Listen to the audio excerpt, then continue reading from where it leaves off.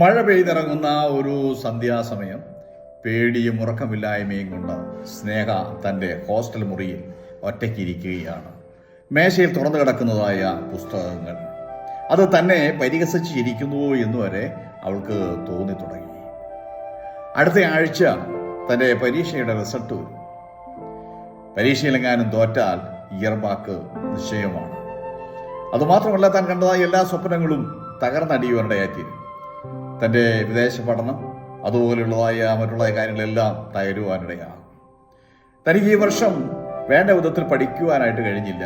കാരണം തൻ്റെ പിതാവിൻ്റെ രോഗവും കുടുംബത്തിലെ ഭാരിച്ച ചുമതലകളും മാത്രമല്ല തൻ്റെതായിട്ടുള്ള പാർട്ട് ടൈം ജോലിയും ഇതെല്ലാം കഴിഞ്ഞിട്ട് പഠനത്തിൽ ശ്രദ്ധ കേന്ദ്രീകരിക്കാണ്ട് കഴിഞ്ഞില്ല. അതാണ് സ്നേഹയ്ക്ക് ഇത്രയധികം നിരാശയുണ്ടാകുവാനുള്ള കാരണം. ഇതെല്ലാം താൻ ചിന്തിച്ചുകൊണ്ടിരിക്കുമ്പോൾ തൻ്റെ കണ്ണിൽ നിന്ന് കണ്ണുനീര് ഓരോ തുള്ളിയായിട്ട് താഴേക്ക് വീണുകൊണ്ട് ആ പുസ്തകത്തിൽ വീണ് അത് ചിതറുവാനിടയായി.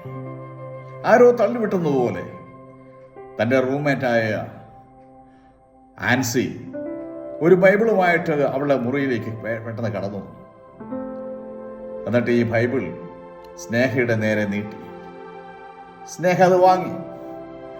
അവളോട് ആൻസി പറഞ്ഞു, നീ ഈ ബൈബിൾ വായിക്കുക. ഈ ബൈബിൾ നിന്നോട് സംസാരിക്കും. ഇതിലെ വചനങ്ങൾ നിന്നോട് സംസാരിക്കും. നീ നിരാശപ്പെട്ടിരിക്കുന്ന വിഷയത്തിനൊക്കെ പരിഹാരം ഇതിനകത്തുണ്ട്.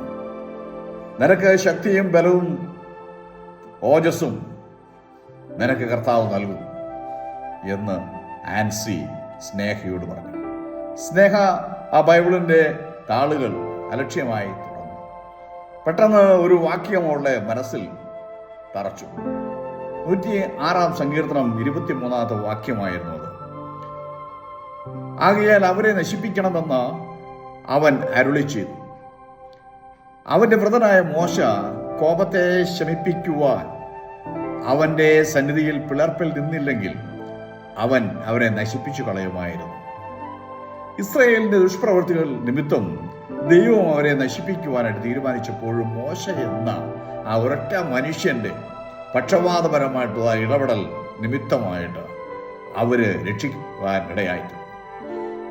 ഇത് വായിച്ചു കഴിഞ്ഞപ്പോൾ തന്നെ ഉടനെ സ്നേഹയ്ക്ക് തോന്നി, ഇതുപോലെ എനിക്കും പ്രാർത്ഥിച്ചാൽ എന്തുകൊണ്ട് എൻ്റെ പ്രാർത്ഥന കർത്താവ് മറുപടി നൽകാതിരിക്കുകയില്ല. മാത്രമല്ല എൻ്റെ വിഷയങ്ങൾ അവൻ പരിഹരിക്കുകയും ചെയ്യും എന്ന് പറഞ്ഞ് അവൾ പ്രാർത്ഥന ആരംഭിച്ചു. ഒരാഴ്ച കഴിഞ്ഞ് റിസൾട്ട് വന്നു.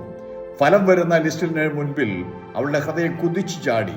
കണ്ണുകൾ തുറന്നു നോക്കിയപ്പോൾ കാണുന്നത് അവളുടെ പേര് അവിടെ തന്നെ ഉണ്ടായിരുന്നു.